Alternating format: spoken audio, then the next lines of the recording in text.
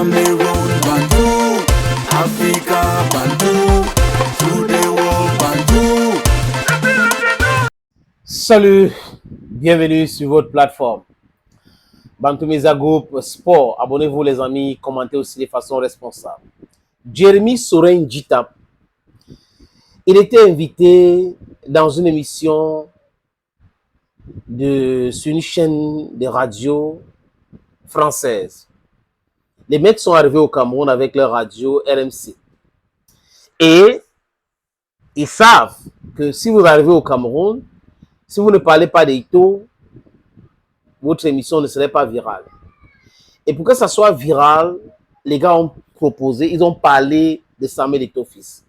Et quand on veut parler de Samuel Eto'o fils, est-ce qu'il y a beaucoup de personnes à inviter au Cameroun?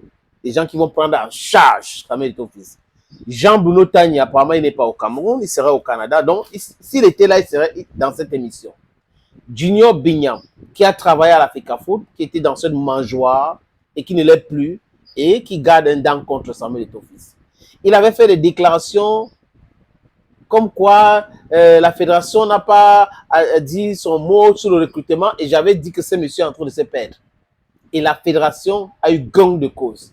Il n'a pas eu honte de venir sur le plateau et prendre en charge encore la fédération avec le monsieur qui est le détestateur de la fédération en chef, qui est Bel Joseph Antoine. Et dans cette on sait que Djitap fait comme quelqu'un qui est sournois. Vous voyez, il est là dedans, il fait non, comme je ne suis pas là, mais je suis là. On dit, donc, vous voyez un peu. Les Lions indomptables du Cameroun ont eu des joueurs comme Djitap. Djitap a souffert de beaucoup de problèmes administratifs dans la tanière, comme les autres joueurs.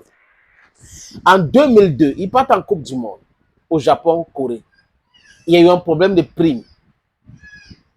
Il y a eu contestation. Les gars ne voulaient pas voyager jusqu'à ce qu'on les a donné leur prime. En 2002, je parle de 2002, ça c'est 2002. En 2000, lors de cette expédition de Sydney, des Jeux Olympiques, il y a eu le même problème de prime où les gens ont pris l'argent, ils sont venus, ils ne voulaient pas les donner. Ils ont commencé à aller parler du patriotisme.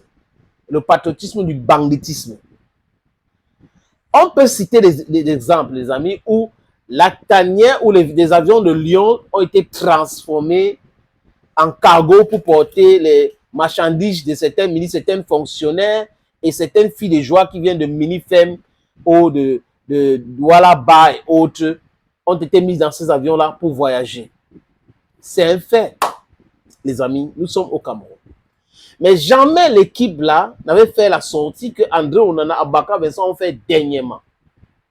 Et la sortie d'André Onana, ce n'est pas pour l'apaisement. C'est une sortie en charge contre la Fédération camerounaise de football. Et ceux qui ont écrit cette bêtise, cette connerie, ont introduit genre la guerre de ceci, cela. Tout le monde sait que le courrier là est venu quand la FIFA les a dit allez voir avec l'Africa Foot. Et Djitap ne peut pas ignorer que lors de ce match, ou avant le coup d'envoi de ce match, les joueurs ont contesté qu'ils veulent voir d'abord la fiche. Si le commissaire de match ne met pas Moulunga sur le banc, ils vont boycotter le match. Et le commissaire de match était direct avec eux. Vous perdez encore 2 minutes, je vous donne carton rouge à vous tous et vous perdez sur tapis vert. Ils ont compris que ce n'est pas la blague.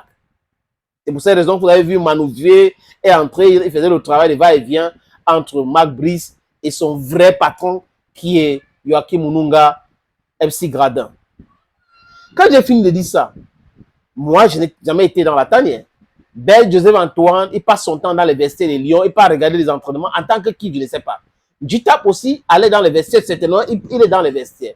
Ils ont réussi à pourrir l'atmosphère et dans leur petite tête, la fédération, on doit les mettre de côté. Mais quand des choses se passent comme ça se passe mal, vous devrez l'assumer. Djitap ne peut pas venir, les amis, déclarer ceci. Et, si vous voulez qu'on en parle du problème qui s'est passé avant le match, je vais donner mon avis. Je vais vous dire que... on parle de soucis, les soucis logistiques avant d'aller jouer en Eswatini. Il a fait allusion au communiqué des joueurs de l'équipe nationale. Moi, je pense que quand on est une personne avertie qui a eu à vivre ce genre de situation. Déjà, il faut féliciter ces joueurs-là pour cette victoire parce que vu la préparation, parce qu'avant d'arriver à une victoire, il faut se préparer. Vu la préparation, ça relève le mérite des joueurs. Donc, félicitations à eux. Maintenant, pour revenir au communiqué, je me dis que les leaders de cette équipe ont probablement rencontré les responsables de l'Africa Foot, les responsables du ministère, et rien n'a toujours changé. Venir prendre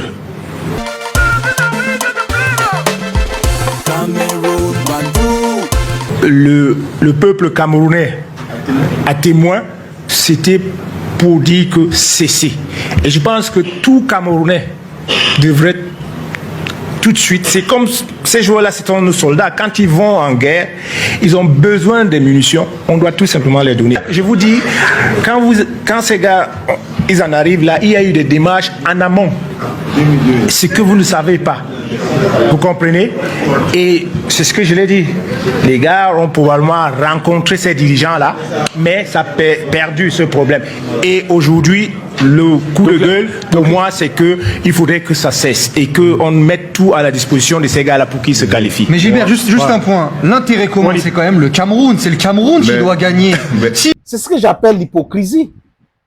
Parce que ce monsieur de Njitap, les joueurs ont certainement rencontré les dirigeants de la FECAFOOT, les joueurs ont certainement rencontré les dirigeants du ministère avant de faire cette sortie. C'est le ras-le-bol, ils demandent de cesser, ils ont pris le peuple camerounais en témoin et les joueurs là sont des soldats, on doit les soutenir. Jérémy Njitap, tu ne dis rien. Est-ce que tu peux nous parler du bilan de Sinafok? Tu as reçu combien? Tu as utilisé combien? Il reste combien? Incapable de mettre la peinture dans la direction de Sinafok que Maïbi vous a légué comme héritage avec Metomo. Mais tu as tout fait pour que Metomo quitte. Tu t'es accaparé du Sinafok. Quand j'ai fini de dire ça, les amis, pourquoi j'ai dit que c'est l'hypocrisie, la sortie de Njitap dans cette émission à charge contre Samuel Eto'o? C'est parce que Njitap devrait savoir qu'en journée, André on en a été en conférence de presse à la FECAFOOT. Et en répondant aux questions de journalistes, il a dit tout va bien dans la tanière. Après, le soir, Aboubakar Vincent vient avec ses coéquipiers pour lire un torchon. Et dans ce torchon, Aboubakar n'arrivait pas à lire parce que c'est Ngande qui lui a donné ce papier et il lisait ça là en direct. C'était la première fois où il a pris connaissance de ce document. Donc il lisait, il titubait, Zambangui s'arriait, Christophe Arou ne voulait pas être à côté de lui. On a vu les images. Donc, si c'est que les gars avaient rencontré la fédération, dans ce courrier, les gars devraient dire, nous avons essayé. On a rencontré les autorités de la fédération, les instances fêtières. On a rencontré, mais ils n'arrivent pas à s'entendre. On demande unanimement maintenant qu'ils s'entendent et nous laissent travailler en paix et tout. Dans ce courrier, ils n'ont pas parlé des injures proférées par Marc Brice contre les assistants, les adjoints. Marc Brice a insulté les adjoints. Le patron d'Aboubacar Vincent n'a jamais dit un mot. L'hypocrite, comme Fabrice Ondoa l'a traité, d'André Onana n'a jamais dit un mot. Il se place là-dedans. Njita vient dire, ça veut dire qu'ils ont vu la fédération, ils ont vu ceci, ils ont vu cela. Vous faites du mal à qui? Vous vous mentez vous-même. Njita, ce n'est pas digne. Mais bon, comme il sait que votre démarche indigne, c'est pour faire tomber Samuel Eto'o fils, on vous observe. Dans la stand time. Thank you, friends.